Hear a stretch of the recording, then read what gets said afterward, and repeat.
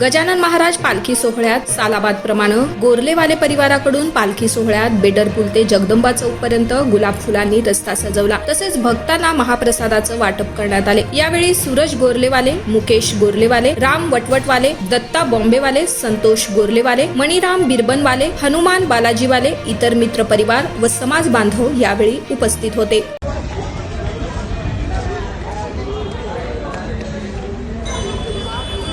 politics